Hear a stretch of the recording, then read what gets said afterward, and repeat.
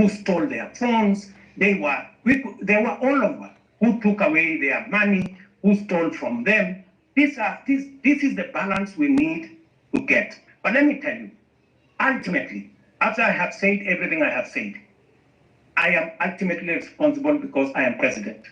And that is why I say it was regrettable. It was unfortunate that we lost lives in this engagement.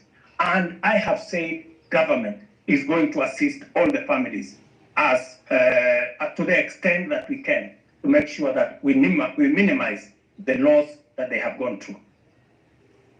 Let me also say the following. On matters to do with passports, I think we have made a very big step in the right direction to make sure that we deal with the challenge of passports. And even now, we have Kenyans who are looking for jobs abroad.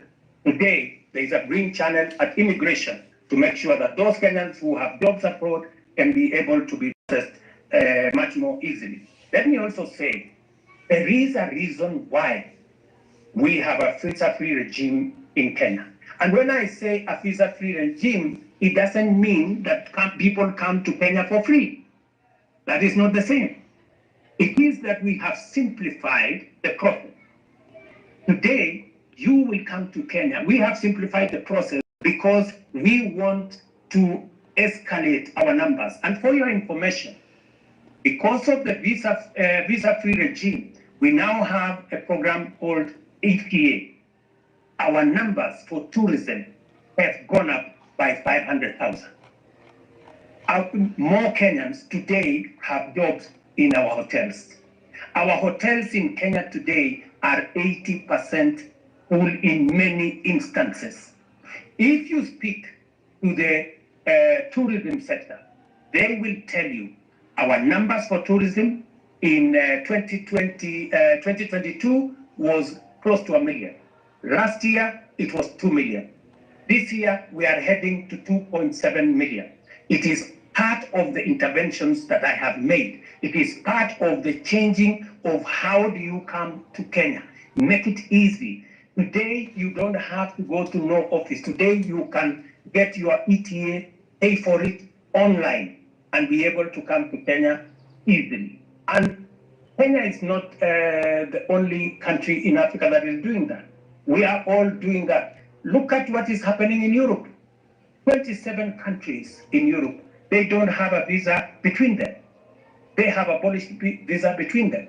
Why would we want to keep a visa regime that keeps business people, that keeps tourists out and makes it much more difficult for them to come and enjoy what we have? For your information, Kenya should not be having 2.7 million tourists. We should be having 10 million.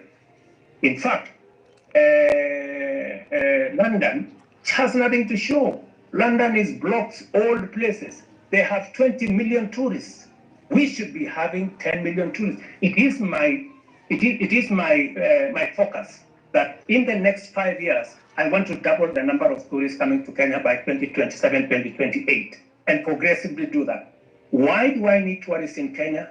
I need to create jobs for millions of young people in our country. We need to create investment in Kenya.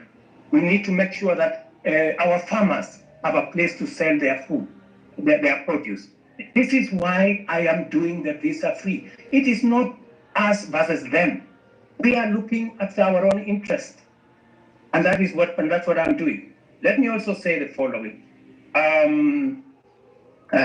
Many people have asked me why I shouldn't dissolve cabinet.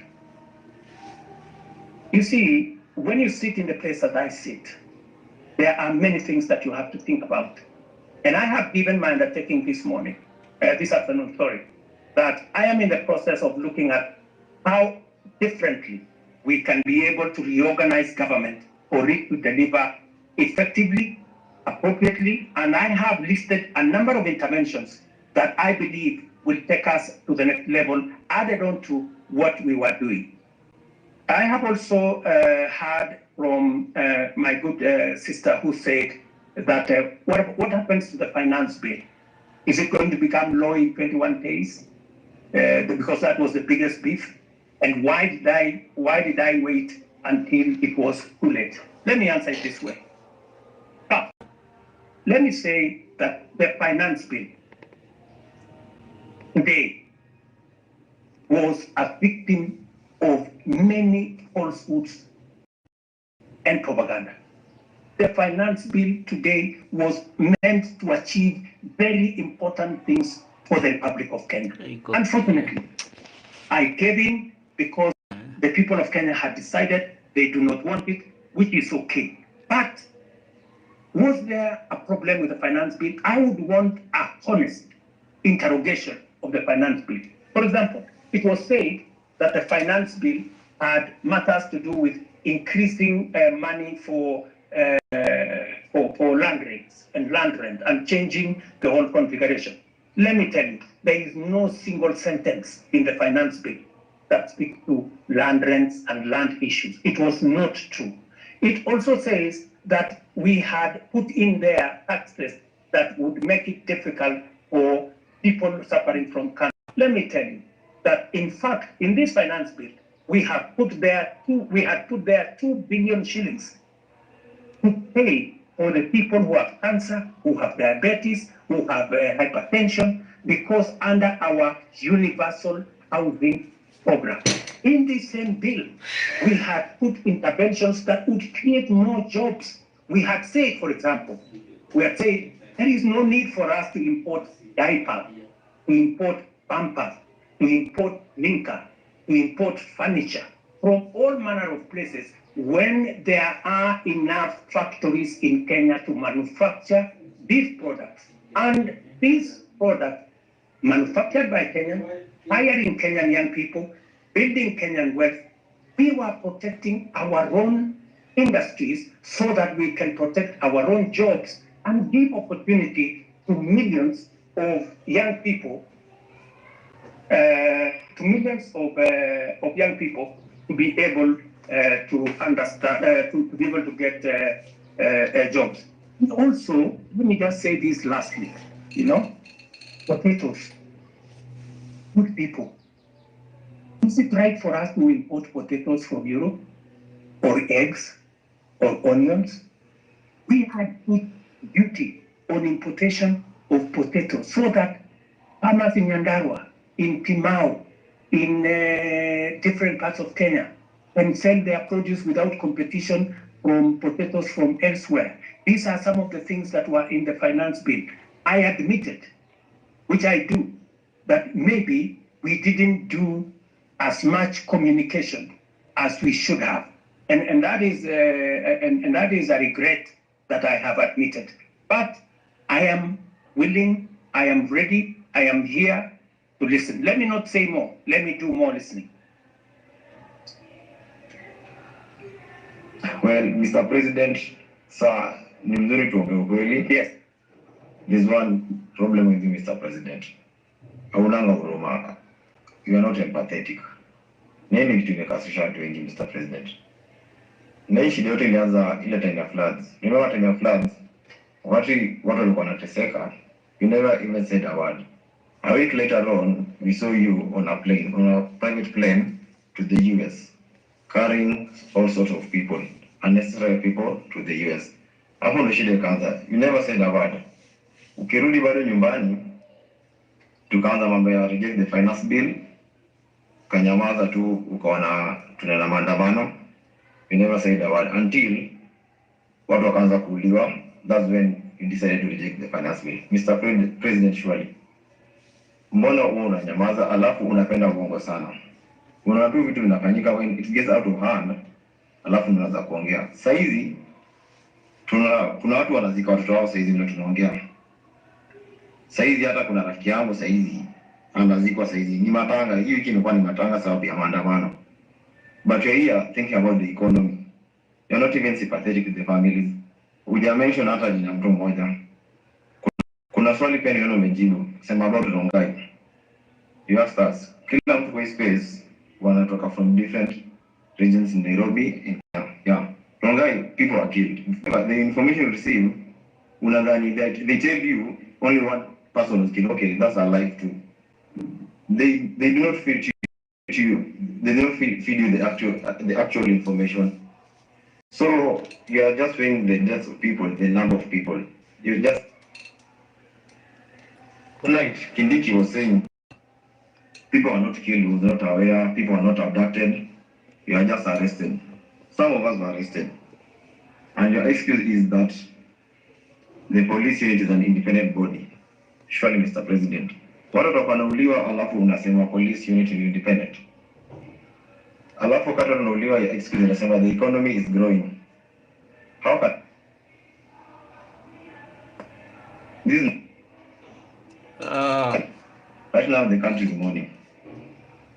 Properties worth of billions were banned. You have not addressed that. All you think about is the foreign policy and the economic status. Oh, this is the guy who is speaking. This Osama of the common management. Surely, Mr. President, we need you to be with you. Be empathetic. Your government should be empathetic. You should stop this issue of police brutality. That's what we want right now. Personally, the police came to my house at 3 a.m. They broke into my house. They refused to identify themselves, and that was it. We are abducted. It was like kidnapping. Hii mambo mimi sikumbuki, nilikuwa nadhani mambo ya movie. Mr. President tulishikwa, tukapigwa. They even stole some stuff from our house. Imagine askari anakuja, akona bunduki anaingia kwa nyumba, akona mask. 12 of them with 12 cars arresting a single guy, an armed citizen. Alafu ukimwambia mbona anakuja kushika anakupiga.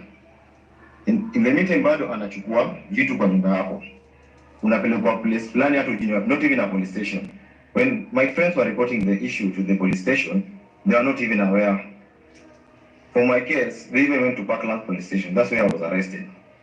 The OCPD told the guys, we know about this thing, but will not take any action. Meaning it was very criminal. The OCPD, Parkland police station, OCPD, deputy OCPD was very much aware what was going on. We were not booked in any single police station. We were taking a certain house. I think it was a safe house or something. I was blindfolded. Some guys were blindfolded for like 12 hours. Surely, Mr. President, are we in a terrorist country? We just want you to answer that. Okay, this one in this space. 6K. Thank you very much, my friend.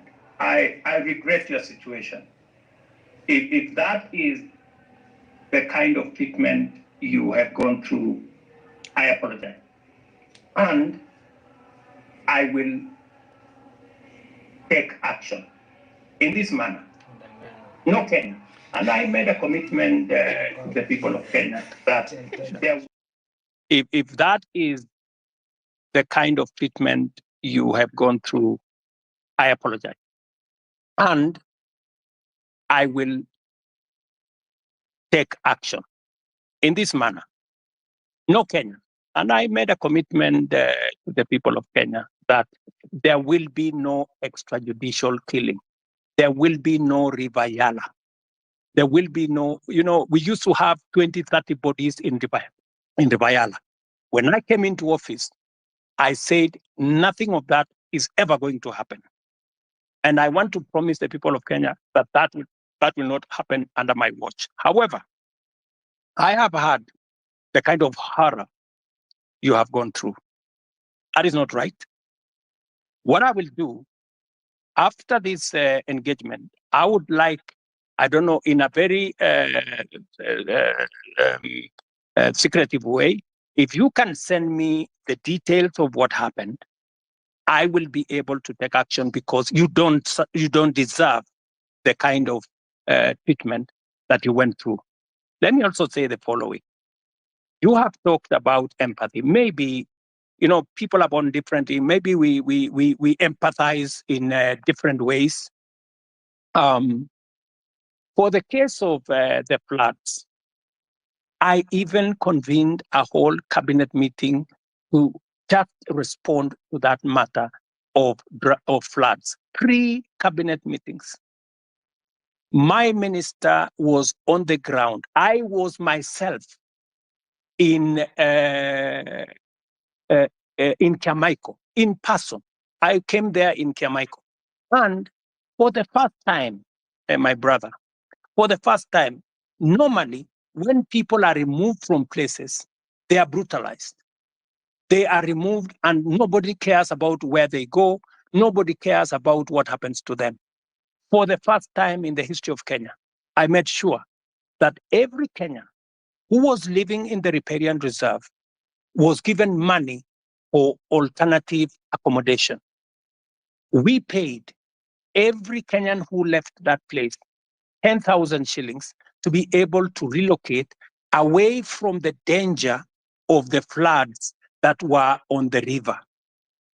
I mean, it was the best that I could do in that circumstance. And I promised them that under our housing program, because we now have their list, under our housing program, we are going to consider them the first beneficiaries of our social housing program. I made that commitment in public. If you ask our peers for housing, they already have the data on these Kenyans who were removed from the riparian reserve, who had to be relocated and relocated for their own safety. For your information, we lost many Kenyans who were sleeping there, but they were carried by the floods. And it was the best thing that I could do. I went there in person. My minister was there consistently. I had 3 different cabinet meetings to attend the issue. We committed close to 400 million to make sure that those Kenyans who were in that situation were attended to. Maybe it wasn't enough. Maybe I should have done more.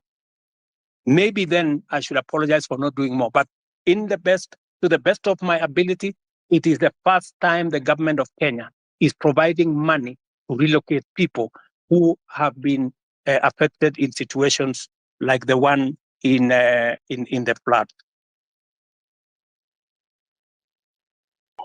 Okay, Mr. President, on the issue of Githurai, you said there was only one casualty, which is a lie. Mr. President, nakwambia tu kweli. Githurai inasemekana there are more than 200 people who were shot dead. Some wengine hata wajulikani mahali wako saizi vile tunaongea ukweli saizi. In Rongai, they shot some guys pia. Wakakuficha wakakwambia ni mtu mmoja. Na ni ukweli reality kwa ground watu walikuwa wanauliwa. Ina ni ukweli watu walikuwa wanauliwa. Tulikuwa huko, wote tulikuwa maandamano. Alafu kuna issue nyingine. This rogue cop amekuwa kichapa watu risasi, anachapa watu risasi open air, kila mtu ana camera there. The DCI doesn't do anything about it. Amekuwa all over social media, in the media, but you don't even say a word about him. His name is Murangiri. That killer cop ameua watu. Watu wanazikwa kila siku sababu yake. Juzi ilikuwa last week Wednesday nilikuwa town. Nilimwona akitembea tu town vizuri along Moi Avenue, very happy, very healthy. He's a killer cop. Nothing has been done to him. Hivi vitu tumekuwa tucomplain tangu kitambo. For how long should we be talking about this? About the killer cops?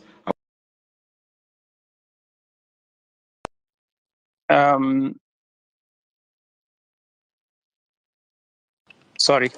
You can go ahead, Mr. President. My good brother, you know, it is good to be brutally honest. And I will not, as president, or even as a Kenyan, ever say anything that is not factual, especially on a very serious matter of people losing lives. Are you saying 200 people were killed in Githurai? Really?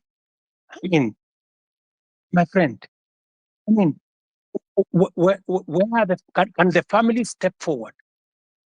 People who are saying our members of our family are missing.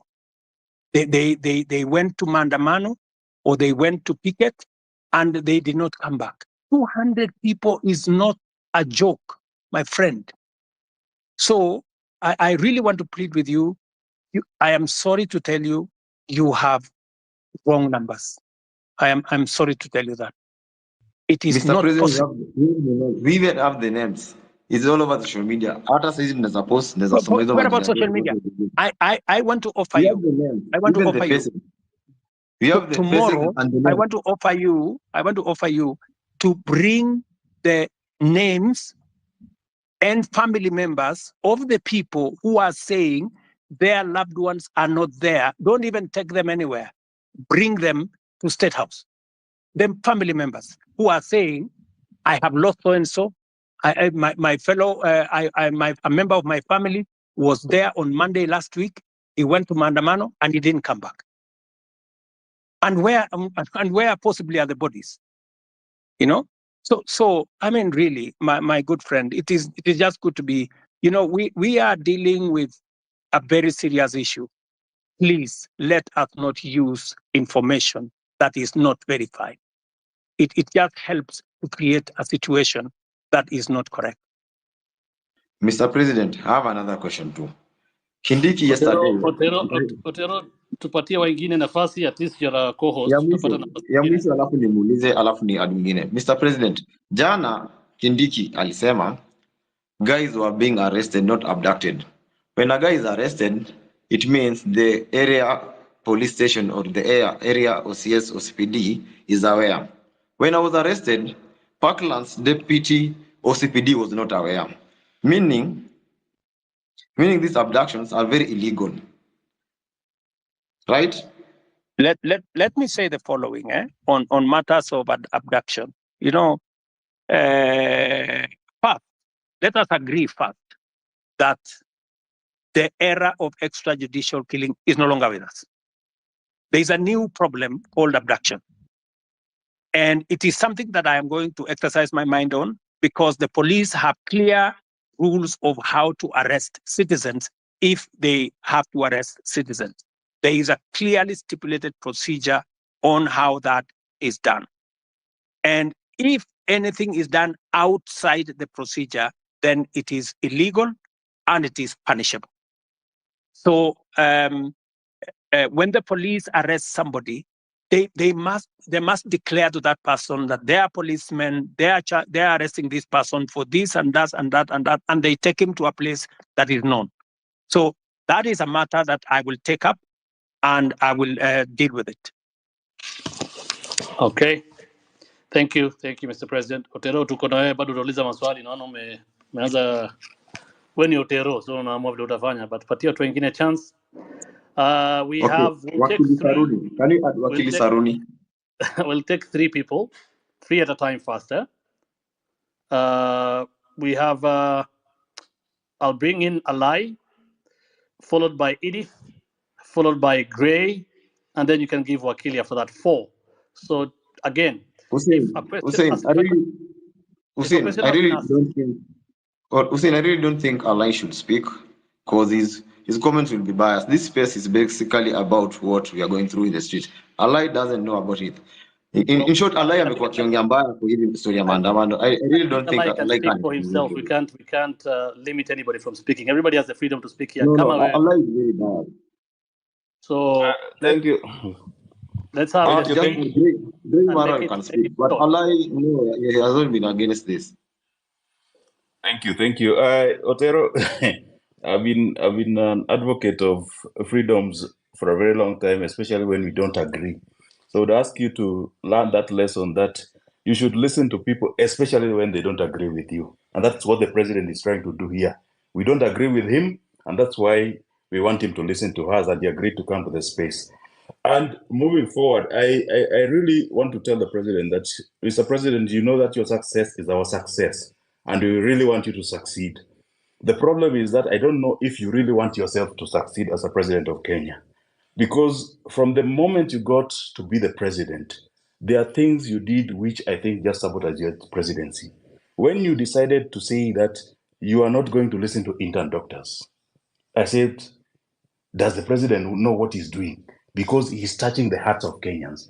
These are the people who spend most of their time in public hospitals. When the president didn't take up the matter of pending bills and tell the counties and the national government to pay the pending bills, you know that one is touching the middle class, the working class. And these are the people who mobilize their children, called Gen Zs.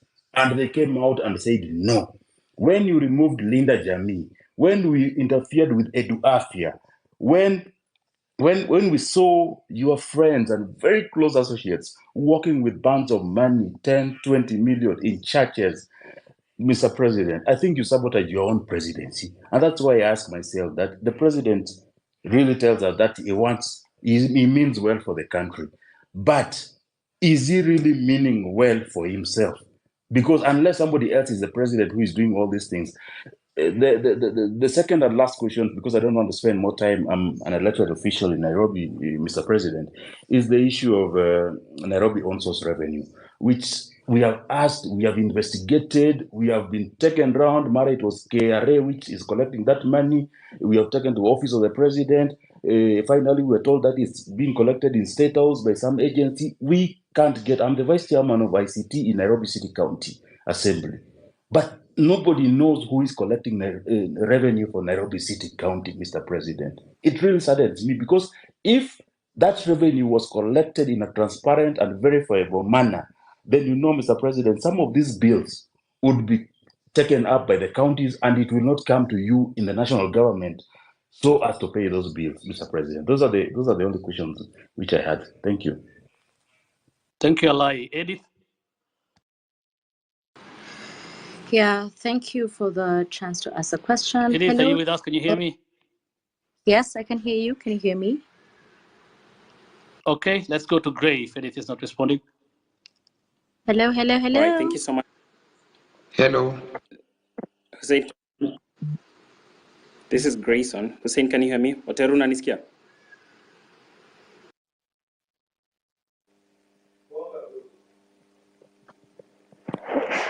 I can hear Eddie and I can hear the other gentleman. I'd like to ask my All right, question if you can all hear me. Okay, let's have one person speak. Gray, speak. All right, thank you so much, Hussein. Edith, I'm sorry. So, Your Excellency, my name is Grayson Maro. My question to you is one, and my question is on this very, very emotive and very, topic that we love talking about as a country, which is corruption. I know you stand on corruption. You have spoken about it many times. You don't condone corruption. You don't want corruption to happen in your government. But then I want to point out something.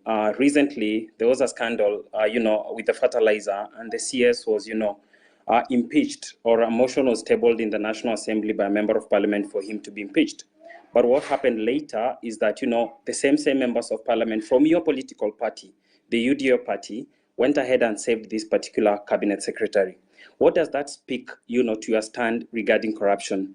Do you support corruption on one hand, but on the other hand, because he is your CS, these are your members of parliament, they go ahead and flop that motion that was supposed to impeach this particular cabinet secretary? My last question, as a young person, there is a challenge of jobs in this country. But a month ago or so, in the dailies, there was a freeze that the public service is not hiring anymore. What are you trying to tell young people? Yet you say each and every day you want to ensure that we give jobs to these young people who go to school but don't have jobs out here. People are, forced to do things that they shouldn't be doing, and they went through the education system. If I can get a response to those two issues, I'd really appreciate it. Thank you.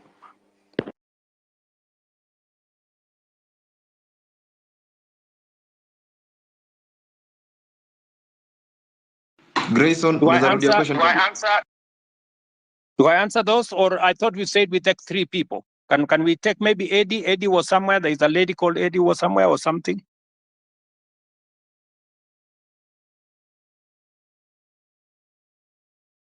Edith Kimani.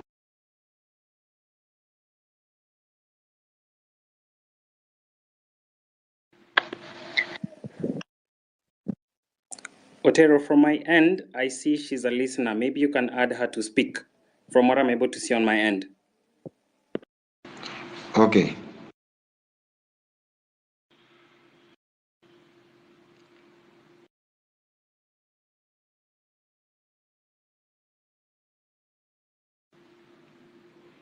As we wait for the engagement, can I proceed and answer? Yes, please. Thank you very much. Alai has mentioned three things. Mr. Alai, I want to tell you, Mheshimiwa, that I am acutely clear that even if I don't succeed, I want Kenya to succeed. The one thing that I am very clear about is what do we do to change the status of many Kenyans? Intern doctors. There was a long conversation with intern doctors. I made sure that they were attended to.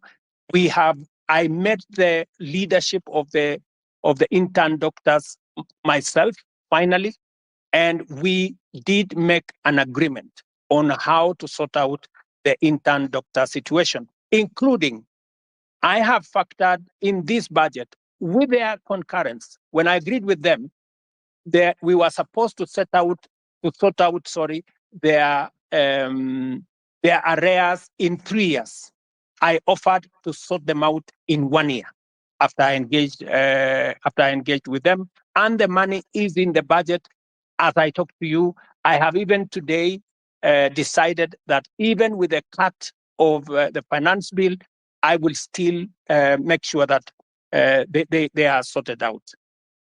The issue of pending bills. You know, my good brother, we have pending bills in the region of 650 billion.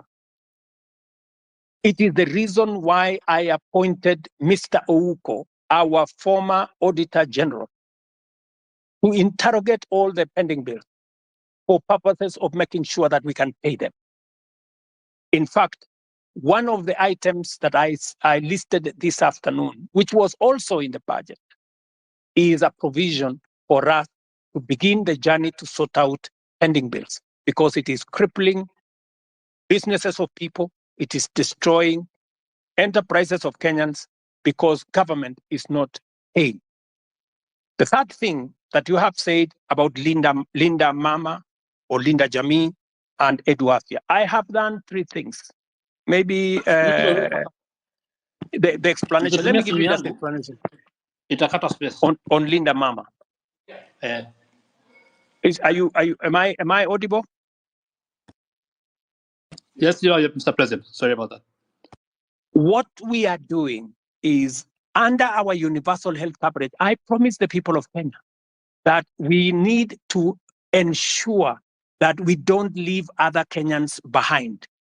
Under our universal health coverage, in which this year we now have a budget for it, we are going to scale up the benefits of Linda Mama. That is why we have brought it, we have scaled it up into universal health coverage. We want it to reach more Kenyans. That's number 1. Number 2, we want to enhance the benefits. The benefits were 2,500 for women giving birth in hospital, in smaller hospitals, 5,000, and maximum of 17,000. We have now changed that. From 2,500, we have moved the benefit to 11,000. And we have moved the upper benefit to 32,000. That is not a derogation. That is an upgrading of Linda Mama. Number 2, Edu Afia. What we are doing with Edu Afia is that we are universalizing the universal health is universalizing insurance, so that every Kenyan, and you know, I made this absolutely clear, and that is why we have changed the law, so that not just the students who are in school, but every Kenyan, even those who are not in school, will now be beneficiaries of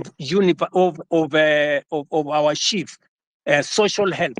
We, instead of having NHIF, we are now going to have social health insurance fund, which is going to cater for everybody, to universalize access. So on both cases, Mr. Alai, we are not derogating, we are upgrading and making sure that universal health is available to many Kenyans.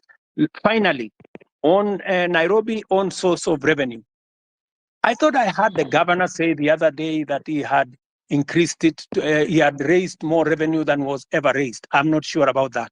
But I want to tell you that that is a Nairobi County affair. You, Mr. Alai, should not be asking me. The public should be asking you, because you are the person. You are the person responsible. You are the representative of the people. You should answer that question. You should be the one to interrogate the county government. It is your responsibility of oversight. It is your responsibility of representation. It is your responsibility of legislation. You should legislate how the county resources are raised. You should oversight the county government to collect it. I just want you to take up your job and do it. Let me, Gray Marwa has asked me two very important questions. Marwa, these are very important questions about corruption. Let me say the following, just three things first. Number one, I said before that corruption must be dealt with firmly and decisively. And that is why my act number one in office, the two acts that I did in office when I came into office was number one, to make sure that I give financial autonomy to the police so that they can pursue corruption to the extent possible, and that they don't have to come back to me, and nobody in my office will control the police in as to who they want to prosecute. That's number one. And I signed, and the budget of the police is run by the IG at the moment, and they are free to go after everybody. That's number one. Number two, I made sure that the judges that had been denied the opportunity to serve and to empower our judiciary, I signed them, and I made sure that they have been gazetted and they went to work. I did not stop there. I have enhanced the budget of the judiciary from 18 billion to this year. I wanted to be at 25 billion. Unfortunately, it may come down because of the finance bill by about $1 billion or so. Number three, I am the president who has sworn in the highest number of judges in 2 years in the history of Kenya. I have sworn in maybe 46, almost 50 judges, because I have agreed with the judiciary that justice delayed is justice denied. And therefore, I want to make sure that becomes the case.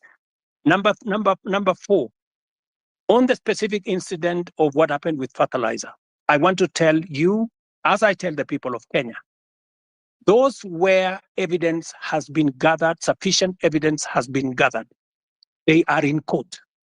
The CEO, the general manager, and 7 other staff of the National Cereals and Produce Board are already in court. The minister was taken to Parliament to answer for political responsibility, that to make sure that his oversight role was in question. I want to tell you this, Gray, that we are a country of the rule of law. When a person has been,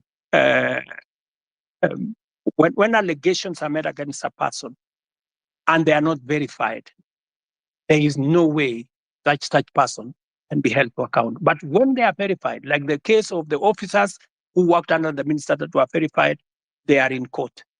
I want to tell you, if a minister, if a principal secretary, if there are verified allegations of corruption against any cabinet minister or any principal secretary, the day they are taken to court, I will fire them.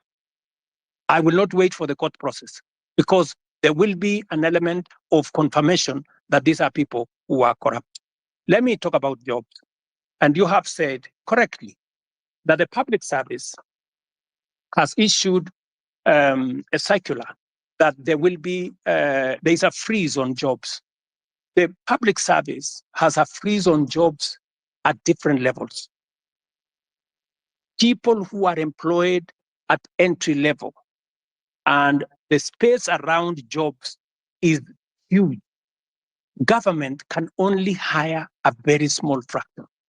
My intention, my plan is to make sure that government facilitates the economy, facilitates the private sector, facilitates the entire enterprise space to create more jobs.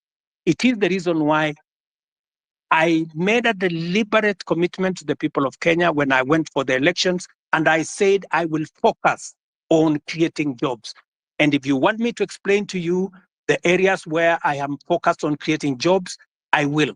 If you want me to tell you how many jobs I have created in the 2 years that I have been in office, I will tell you, from housing, from digital jobs, from going to manufacturing, all the way to export of labor. I will tell you how many jobs I have created, and I have every intention to make sure that as many Kenyans as possible have an opportunity to have an income so that they can contribute meaningfully to the development of our country. Thank you.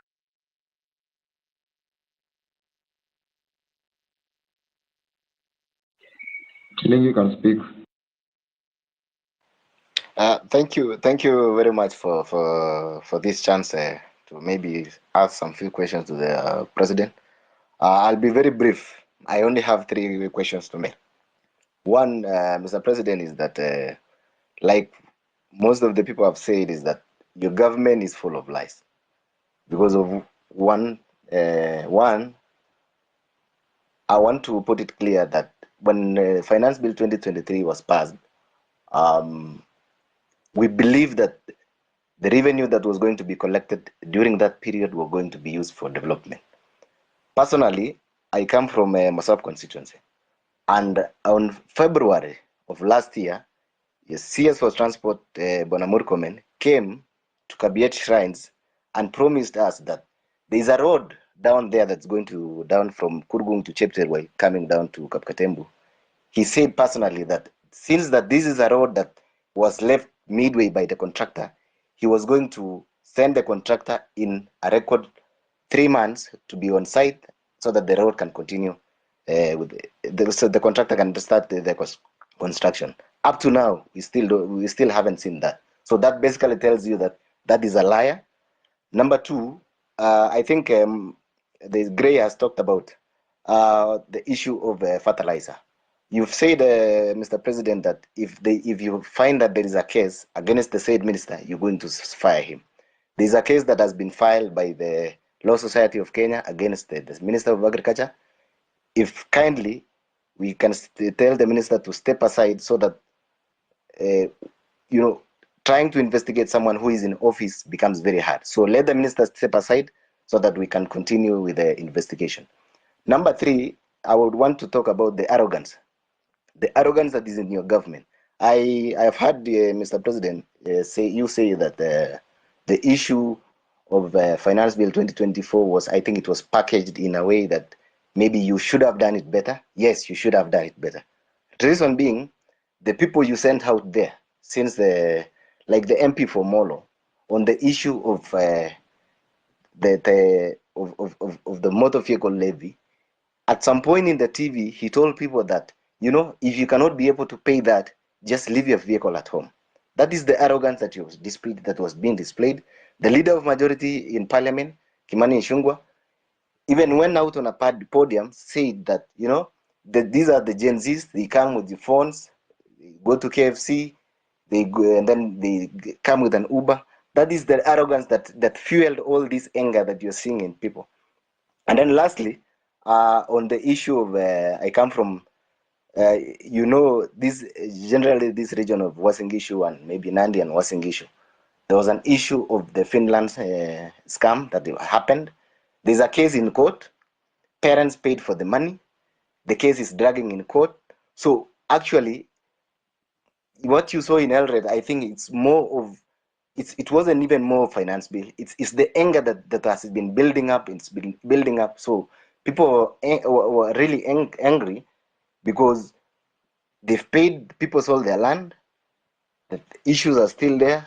Nobody's talking about. We have a case that is in court. It can drag to 5 years. So what happens with the money that is been lost, that someone was going to go to school tomorrow or by next year, maybe they would have graduated. So I think those are the issues that I have. I want you to address in regards to the areas that I have mentioned. Thank you. Wakili Saruni can speak.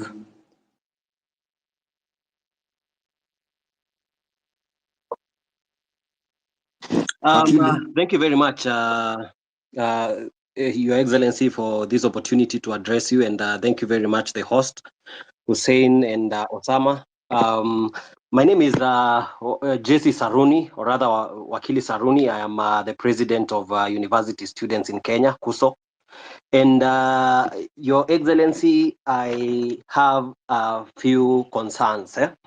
But first, allow me to give you a background of why, in my opinion, I feel comrades were very disturbed about the finance bill. Your Excellency, if you look at the finance bill 2023-2024, it introduced housing levy at around 3%, which was to be redeemable. However, during public participation, the people, most of the people, including comrades, said that we can start at 1.5%.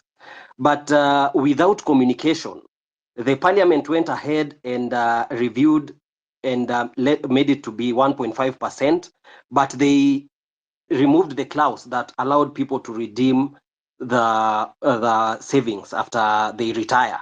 Your Excellency, I would wish to hear from you whether it can be reverted so that this can be redeemable. But as I continue, Your Excellency, I was part of your team during the campaign, and one of the things that we were saying during the campaign, because I actively campaigned using the Kenya Kwanza manifesto, was the 30% of appointments of youth in different positions, and including a youth advisor to the cabinet. However, Your Excellency, currently we have an advisor to the cabinet on women affairs, but we do not have an advisor to the cabinet on youth affairs. I was concerned whether this was deliberately left out, or I was just a little bit concerned with that. Your Excellency, another key concern that affects comrades, around 6,000 graduates went through diploma in law, and this is in regard to career progression.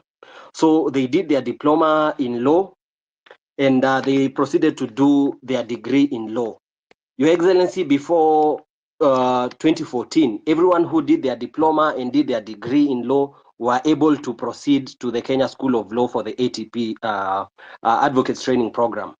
But the laws were changed in 2014, and this affects around 6,000 university students who are working in law firms and getting underpaid. And I am happy to see that the president of LSK, who is very passionate about issues of youth, is also here. Your Excellency, there is an amendment bill in Parliament that is on the Speaker's desk and has stayed for so long. Your Excellency, this is something that is under the office of the Attorney General. And with the indulgence of the Attorney General, I believe this thing can be, we can find an approach where this thing can be addressed, of course, through the office of the Attorney General, so that these comrades can stop their suffering. They are not able to proceed to self-actualization, because most of them would want to become advocates of the High Court, but they are not able due to that change in the Act of Parliament. Your Excellency, another concern is on students and youth leadership. Wakili, I really hate to do this, but please, we've only gone through 5 questions. I think there are so many people on attack. Okay, just one more. Kindly, we agreed. Yeah, please, kindly. Okay. Your Excellency, in regards to university students and youth leadership, you can see that we have the National Youth Council, which is constituted. It's supposed to hold elections. And I feel, Your Excellency, the youth feel that they have not been able for a long time to represent their grievances because they are not able to elect their leaders directly. And this goes back even to the University Amendment Act, which introduced the delegate system, which I feel that the universities have found a way to maneuver so that they make sure that the students who are elected are students who they can be able to maneuver and manipulate. Your Excellency, finally, on the issue of branding, the projects that our members of parliament and all other people has the aspect of when the projects are complete, people tend to brand their names on these projects. Your Excellency, these projects are financed by taxpayers, and it is the request of the young people and the youth that when it comes to branding, we would rather have these projects branded that they have been financed by the Kenyan taxpayer. I will leave it at that, Your Excellency, and thank you very much. But of course, there is the issue of mental health. I appreciate we cannot exhaust all these things in one sitting, but I'm looking forward to more engagements in other platforms. Thank you very much, and I'll leave it at that. Thank you. The final question of the three, the ex-councillor. Good evening, everyone. You can hear me? Yes, please go ahead. My first request to the host and the co-host, please do not give the elected people the chance to speak, one of them a lie and me. You can hear me, Osama? Can you save the time? Elected MPs, any elected official should not take this chance apart from the president. So thank you very much for the time. I have two things more. I don't want to repeat a lot of things. In the meantime, I just want to address the president. Number one. Mr. President, si watakujua huyu askari amekuwa akiwa watu kwa maandamano atashukua siku gani? Kwa vile amekuwa kirom freely tangu last month, amekuwa tu all over the city. Tulikuwa tunataka kujua atashukua siku gani, kwa vile ilikuwa inasemekana amekuwa hivyo tangu kitambo na sio wa kwanza. We just need answers about him. Thank you. Okay, he will answer that plus Councillor. Councillor, finish, please. Thank you. Yeah, my question is to the president. Why is it that the things you're asking about today are not new things? They are things you did promise in your campaign, and the other time you are being played with videos of you saying the same thing. You had to find a way of not listening to those videos. The one thing that you promised us, one of them is corruption. Your people around you, you've addressed this one. You can't tell me out of the 100 people you have around you, 90% are corrupt or have story of corruption, and you are doing nothing about them. I'm a medic by profession, and the issue of NHIF, which is moving now to shift. I read the last 2 days of millions, 300 millions, another 900 million today, disappearing to wrong or fake claims. I'm wondering, if the change from NHIF to SHIF, will it improve or just another way to get more money for people around your circle to buy houses, buy big cars, and laugh at us? Now, Mr. President. Ex-councillor, those are about two questions. Now, let's have the president answer.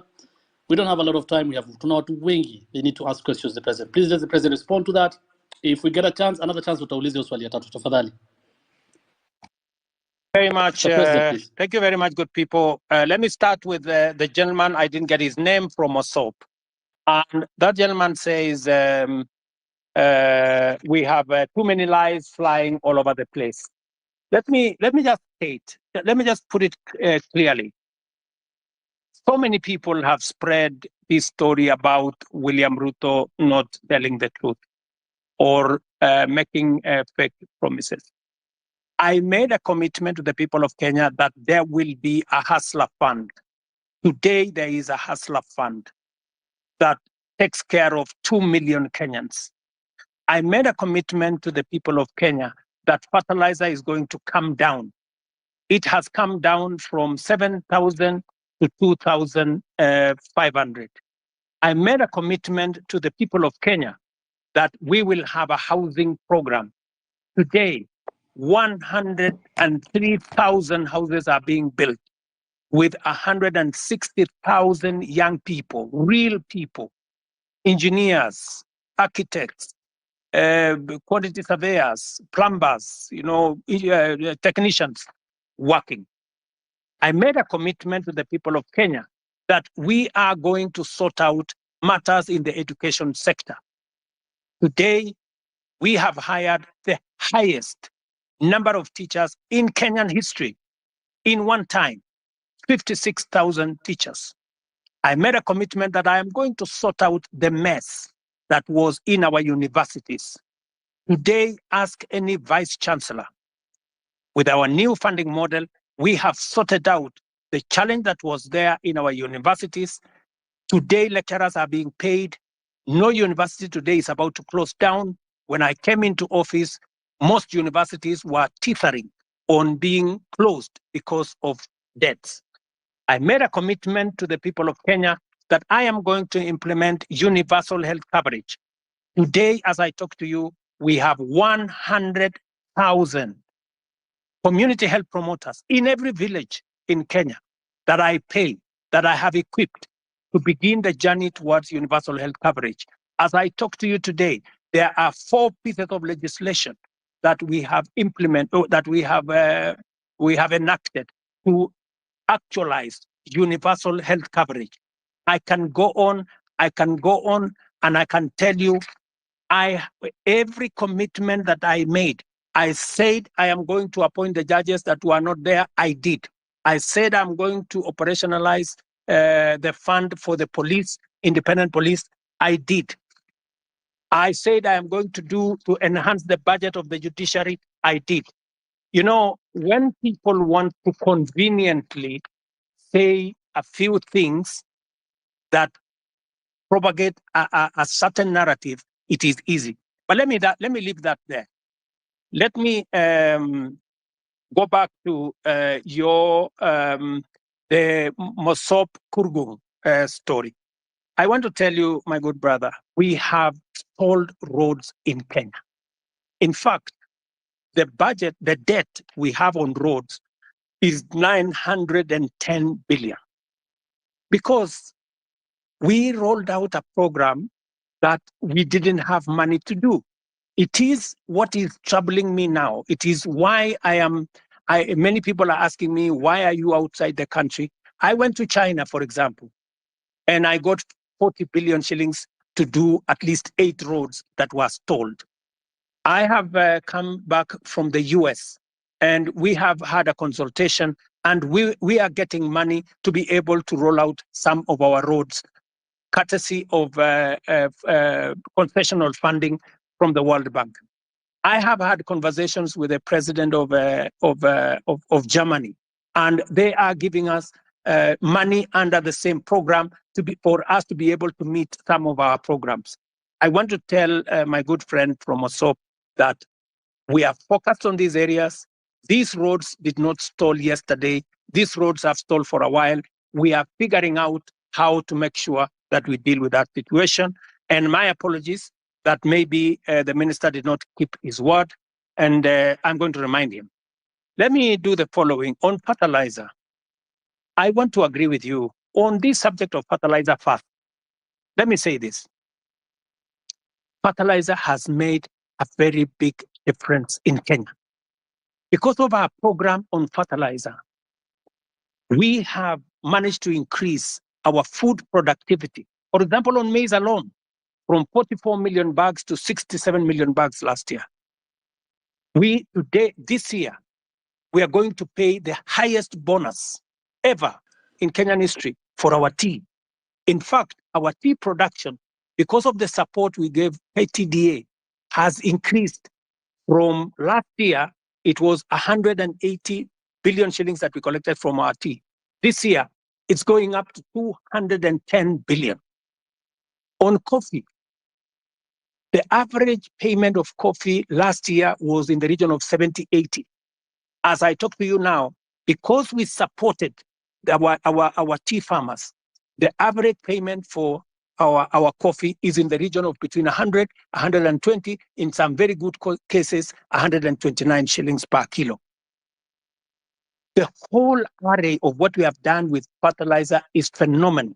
And therefore, I understand when somebody like my friend from Morsop gets annoyed when there are people who want to sabotage a program that is making a very big difference in Kenya.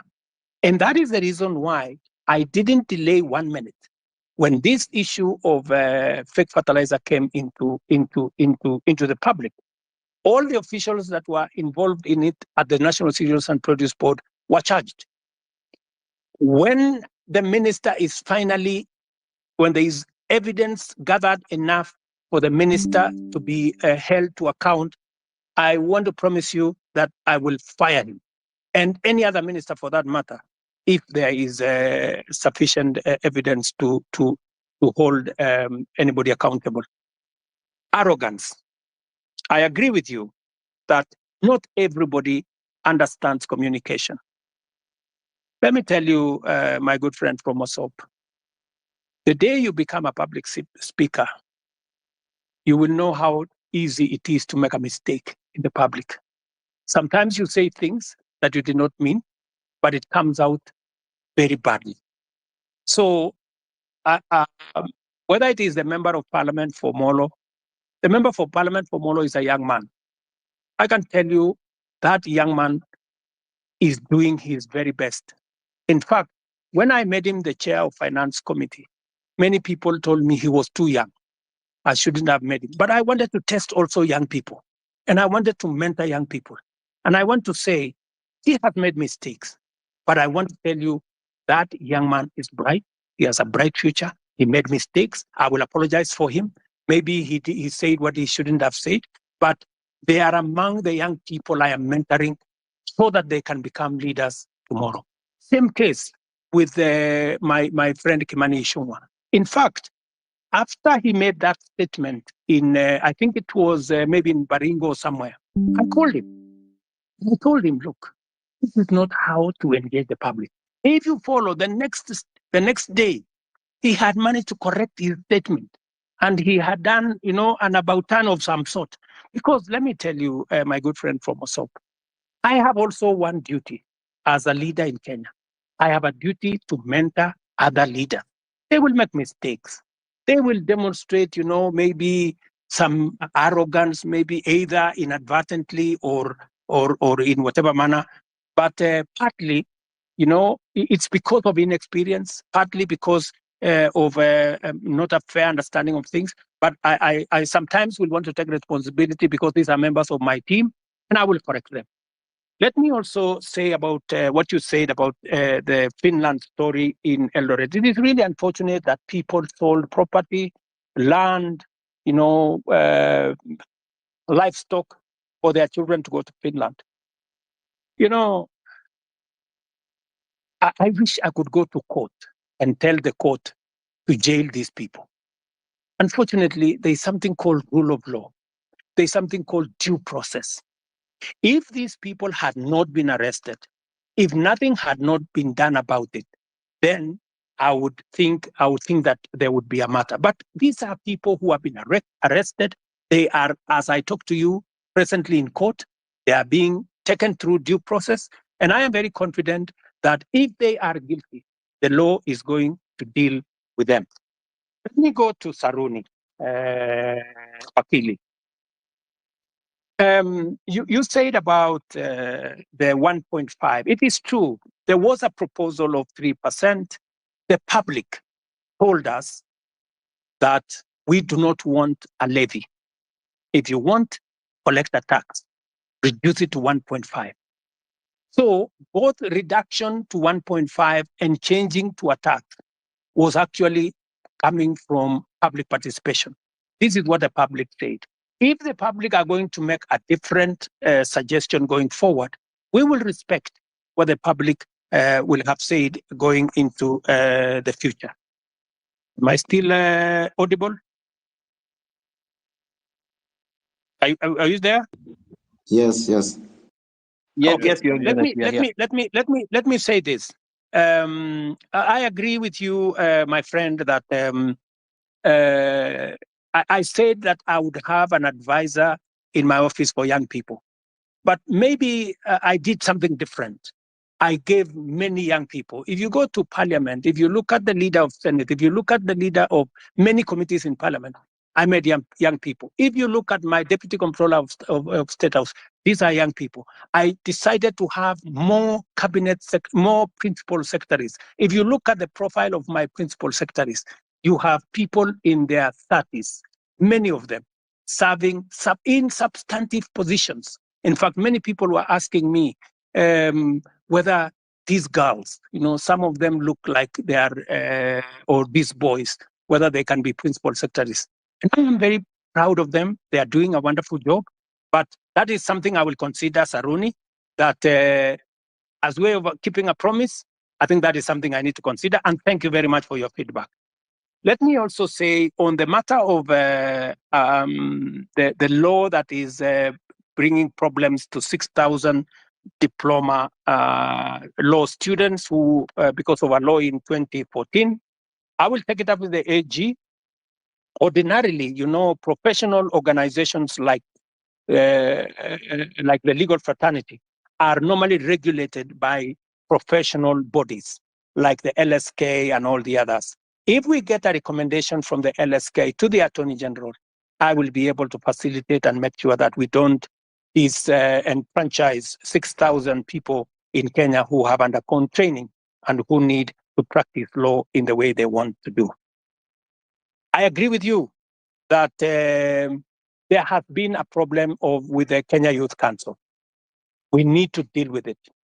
And I have told Ababu Namwamba, my minister for young people, to look at whether we have the right forum. You know, the problem with the Youth Council, it has always looked like it is a government agency. We want to make sure that it doesn't look like a government corporation or a government agency. We want it to be a young people's organization in a way that government influence and government intervention is limited so that the young people can speak for themselves. I would welcome ideas, Saruni, from university leadership on how we can make the Youth Council better, more democratic, and more representative of the young people. I couldn't agree with you more on this branding issue.